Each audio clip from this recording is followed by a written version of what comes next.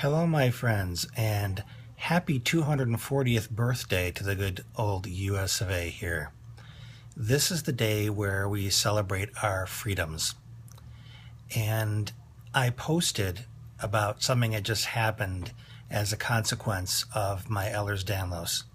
And I have a message that's really important and relevant for today. But first, I want to give you a little context. See, I got an ice pack right here. I was resting in bed, and I had my phone down there at my hip, and I felt it buzz. So I grabbed my phone, and I lifted my arm straight up so that I could see it, and my collarbone right here dislocated. That's one of the big boogers of my Ehlers-Danlos, and it hurt like an SOB, okay?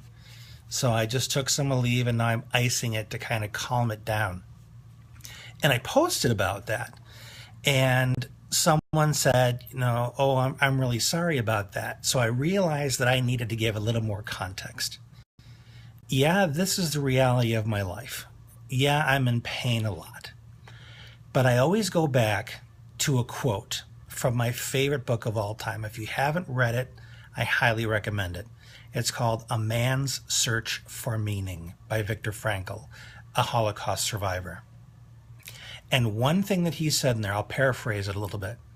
He said, the greatest human ability or the greatest human freedom is to choose our attitude no matter what the circumstances.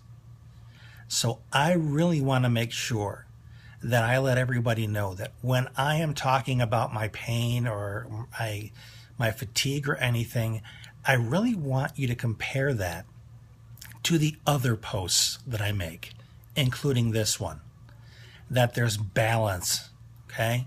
And not only balance, but it's heavily weighted towards the gratitude, the positive, the optimism, that I realize that there is so much more in this life to be grateful for than our suffering.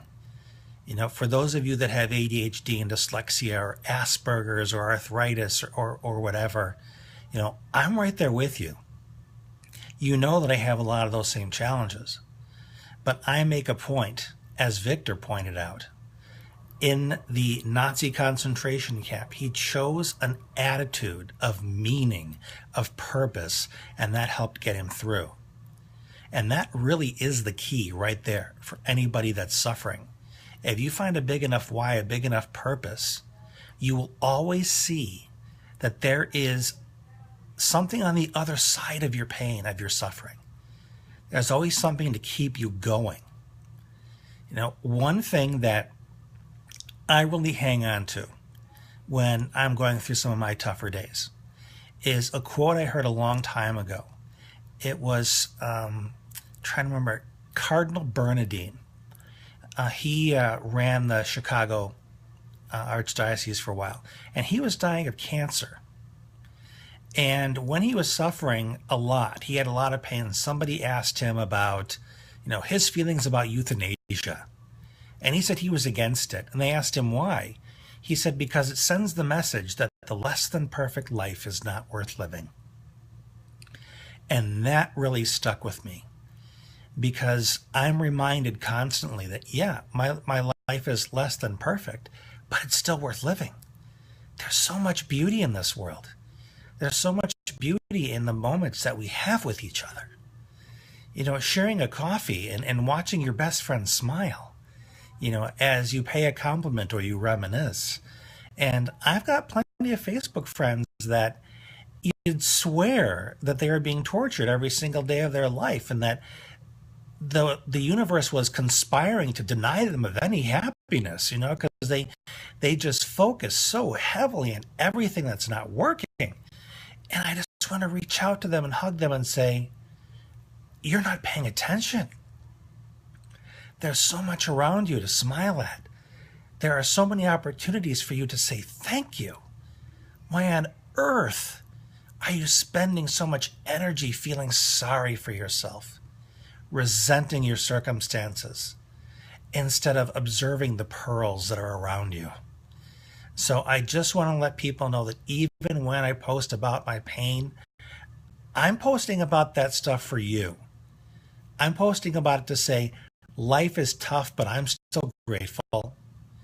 I have pain, but I'm still happy. And I just want to remind people that you can have that kind of a life where no matter how hard life kicks you, you're still smiling. So that's my message for this 4th of July. Exercise the freedom to choose your attitude no matter what the circumstances. Go out there and have fun, hug your family, say thank you, express your gratitude. And if this has been useful to you, please share it with others. Have a wonderful day.